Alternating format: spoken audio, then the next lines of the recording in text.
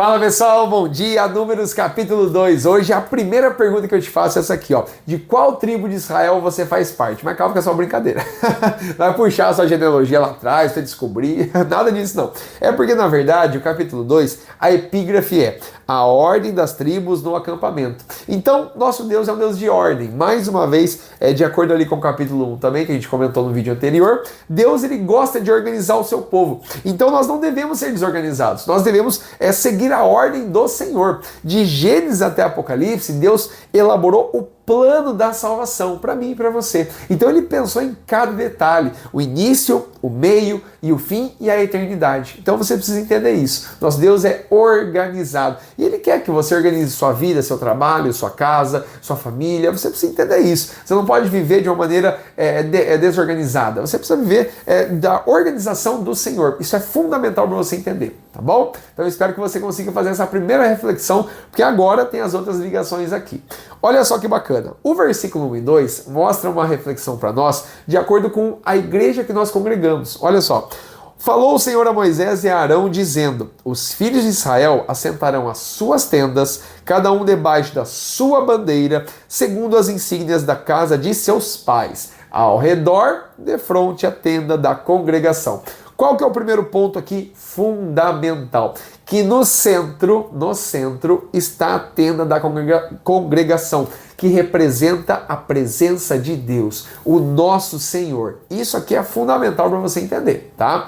Agora, ao redor, as 12 tribos estão posicionadas, cada um debaixo da sua bandeira, segundo as insígnias. Você consegue pensar um pouquinho? No nosso país, por exemplo, nós temos Assembleia de Deus, Batista, Presbiteriana, nós temos Nazareno, nós temos Quadrangular, nós temos tantas denominações cristãs, onde o centro sempre é o nosso Deus, o nosso Senhor Jesus. E, pessoal, entenda uma coisa, tá tudo bem, porque Deus ama essa diversidade. Ele mesmo nos criou e nos formou com essa diversidade. Nós não conhecemos pessoas que são 100% idênticas a nós, ou seja, têm os mesmos gostos, as mesmas formas, a mesma forma de pensar, 100% não. Nós temos pessoas parecidas, mas nós temos uma diversidade muito grande de conversas, de convívio, a questão social, a questão de gostos e tudo mais. Então você precisa entender isso. Às vezes você vê na internet aí tanta briguinha, né, com as denominações tal.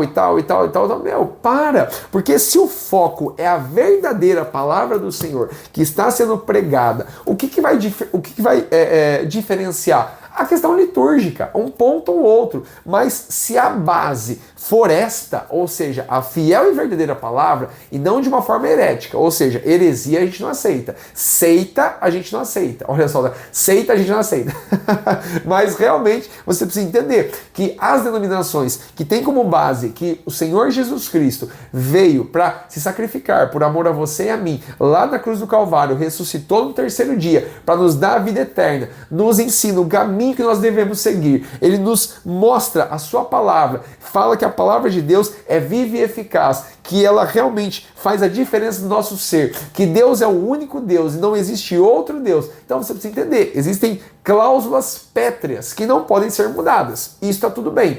Agora, eu vou de brinco ou não vou? Posso pôr boné ou não posso? Eu posso usar isso ou não posso? Eu posso fazer assim, eu não posso bater palma ou não posso? Essas coisas, isso não tem diferença. Isso é a parte litúrgica.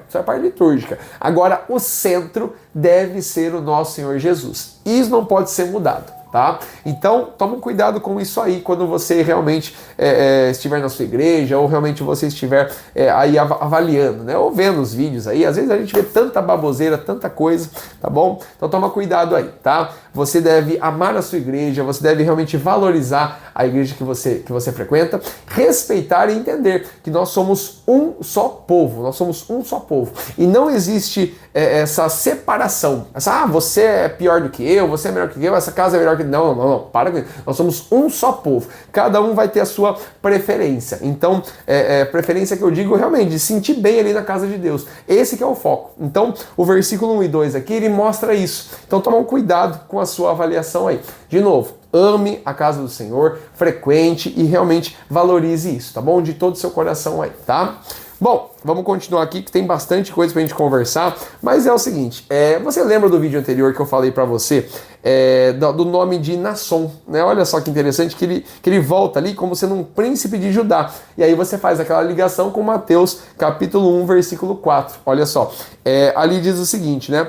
Que segundo os esquadrões, Nasson, filho de Aminadab, será príncipe dos filhos de Judá. Novamente, ele faz parte da genealogia de Jesus, e é interessante que essa tribo de Judá, ela vai marchar primeiro. Olha só, durante o deslocamento ali, eles vão acabar marchando primeiro. Está descrito isso no versículo 9.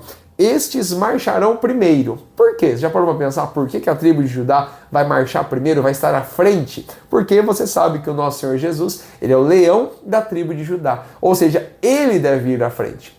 Então, não tem essa de você colocar outra coisa, outra pessoa, outra autoridade, outra situação à frente. Quem que vai à frente? É o nosso Senhor Jesus, representando aqui a tribo de Judá. Então, eles vão à frente. É muito interessante isso. E aí depois vai ser colocada uma ordem, né? As próximas tribos, tem a tribo de Ruben, a Efraim e tantas outras.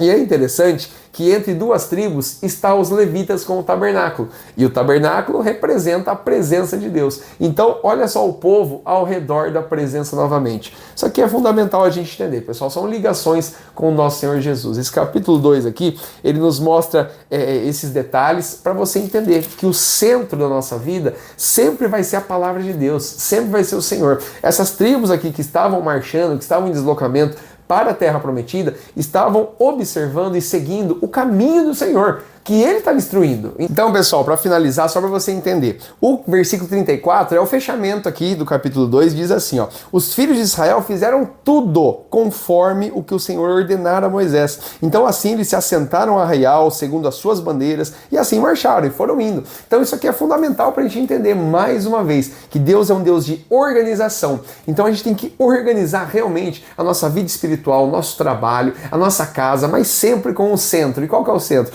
A palavra de Deus, é o próprio Senhor. É Ele quem ordena, é Ele quem nos mostra o caminho. Ele é a verdade, Ele é a vida. Você quer um centro mais importante do que o próprio Senhor na sua vida? Não tem como a gente colocar outra coisa além disso no centro. Então, cada um deles aqui, cada tribo, cada povo que tinha as suas diferenças, que tinha realmente as suas características diferenciadas, mas estavam olhando para o centro. Então, mais uma vez, valorize a casa de Deus que você está frequentando, congregando, veja se é a palavra de Deus está sendo pregada, onde o Senhor é o centro e não o homem o centro. Isso você precisa entender, tá bom? Mas aqui, esse versículo 34, ele finaliza muito bem. Fizeram tudo conforme o Senhor ordenara a Moisés. Ou seja, o Senhor vem primeiro. É Ele quem ordena, é Ele quem coordena, organiza. E aí nós vamos obedecendo, nós vamos seguindo, nós vamos nos organizando de acordo com a vontade dele. E eu posso dizer para você que essa vontade, a vontade do Senhor é maravilhosa, é perfeita,